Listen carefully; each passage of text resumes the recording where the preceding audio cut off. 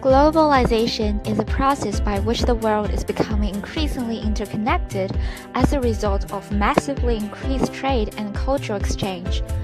International trade, migration, and tourism has increased awareness and the willingness to try ethnic cuisine. Nowadays, we can purchase all the food from all over the world or different cultures just simply by entering a local restaurant or a supermarket. Korean foods are so popular right now thanks to this unique Korean pop culture. Korean government wants to promote traditional food of Korea in the United States, Europe, and the Far East.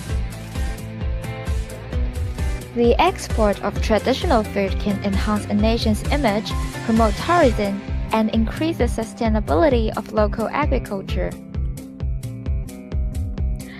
There is also growing interest in Korean food in Southeast Asia, particularly in Malaysia. However, it is not always that simple. Successful market entry of an ethnic food process can be extremely challenging because it often receives negative responses from consumers. Being neophobic means the reluctance or even being fearful about trying something new. Previously, a study found that the provision of nutritional information increased the willingness to try an unfamiliar Asian fruit lychee. Will the verbal information have association between novel food and consumers' sensory experiences and expectations, hence to reduce uncertainty about the food?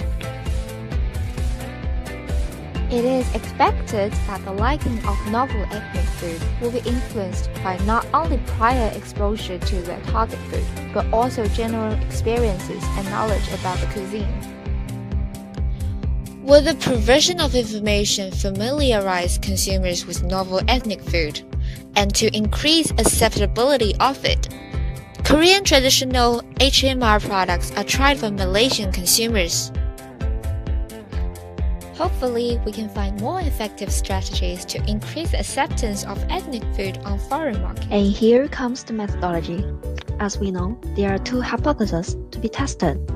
First one is that the verbal information will increase the familiarity and consumer acceptability for an unfamiliar ethnic product. And second, the effect of information will be moderated by the level of previous exposure to Korean food in general. There are two Korean HMR products were selected. First one is japchae, the stir-fried glass noodles with vegetables, which could be perceived relatively more familiar to Malaysian consumers. The second one is naengmyeon, the noodles in ice-cold tangy beef broth. This was selected as a highly unfamiliar ethnic food, because in Malaysian food culture, noodles are usually served hot. For the participants, total 212 local residents in Kuala Lumpur and its vicinity were selected. The recruiting criteria were balanced in gender, age, cultural group, and the level of exposure to Korean food. Participants were randomly assigned into two subgroups. The blind group evaluated the samples without receiving any information. The info group received information in the form of cards before the test. The first information card explained the food itself, the recipe, history, and occasion for consumption. The second card explained how the food developed as an HMR product, product packaging, and its preparation method. Based on the content of the card, they would rate the overall interest, overall liking, perceived familiarity by using different point category scale. Both groups will then start to taste the samples and rate the overall liking of appearance, flavor, texture, purchase intent, and perceived familiarity by using category scale as well. Samples for the evaluation of appearance was presented separately. Lastly, ANOVA was performed to test the effect of information and the level of exposure to Korean culture on consumers' rating. To investigate how consumers accept information about the product, another three-way ANOVA was performed. And the relationship between overall Korean food experience and specific food experience was investigated. Last but not least, the significance of differences in rating between subgroups for each sample was tested using an independent t-test. And now, let's look at the results. Now, let's move on to the results. A panel of Malaysian consumers made up of 50% male and 50% female were involved in this study. Majority of these consumers were Chinese and the rest were Indian. Half of the participants were infrequent consumers of Korean food, who had never consumed Korean food or consumed it only 1 to 5 times in their lifetime. Frequent consumers included those that consumed Korean food at least 6 times, which accounted for the other half. Results show that japchae was deemed the more familiar food to Malaysians and had high ratings for all liking attributes except appearance, because apparently, japchae was considered too dark to the consumers. The higher rating in appearance for naengmyeon could be due to garnishing and presentation. And from these results, it seems like there is an interaction between experience and information. But was it the experience with japchae and naengmyeon specifically, or was it Korean food in general? Actually, they are both dependent on each other. Now that we have our results, let's discuss.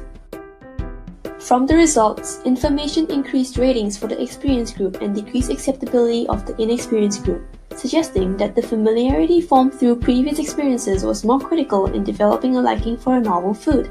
Instead, information moderated the influence of previous experiences. Before we move on, let me introduce to you the simulation contrast model and how it works. It is when experienced consumers evaluate a product positively when their expectations match the product's performance. This is due to the development of expectations on sensory qualities closer to the test products obtained from previous experiences. So, safe to say that expectations with regards to food are formed primarily on previous experiences. But wait! It seems that the results did not fully support the simulation contrast model. That's because blind liking was not measured in the same subjects who evaluated expected and informed liking. Blind liking could be deduced from the data from the blind group. However, this between-subject comparison may have resulted in a large variance, making it difficult to examine whether assimilation or contrast has occurred. The use of a between-subject design may also have been responsible for the insignificant differences in ratings between the blind and uninformed groups in each consumer group with different levels of exposure to Korean food. That's it for this section. Now let's look at the overall picture. Finally, let's talk about summary of this experiment. 2 traditional Korean noodles have been used to investigate the familiarity and overall liking by 212 Malaysian consumers with different levels of Korean food experiences. They have either been provided information about food or the products before they tested food or not, and the t-test and the chi-square test have been used to determine the interaction between attributes. It was expected that information about novel ethnic food would exert a positive impact on their acceptance of this food by decreasing uncertainty about it. Also, it was hypothesized frequent consumer group would have different action of ethnic food with infrequent consumer group. The effects would be greater in consumers who are less experienced. However, the results have shown that previous eating experience provide a significant increase in consumers' rating scale, which means they have a higher acceptance of ethnic food. Therefore, rather than information about food or products, the preference of Korean ethnic food, japchae and ramen are related to consumers' previous experience about having similar Korean food. Information seems to provide consumers cognitive degree about Korean food. Consumers increase their interest in the food products. In addition, it increased consumer expectation that food they tasted or close to the actual food performance for a frequent consumer group. However, for infrequent consumer group, information don't have significant influence on them. Now, let's talk about suggestions we can make after this experiment. The results suggest that in order to improve consumers' preference for ethnic food providers should focus on promoting and popularizing of their target product, rather than detailed information of their products, since information may only provide partial effect on consumers' choice. And further studies are needed, and in order to determine the relation between information and exposure level, further experiments are needed. Thank you for watching our video and hope you enjoy it. If you have any question about the video, welcome to ask us. Thank you.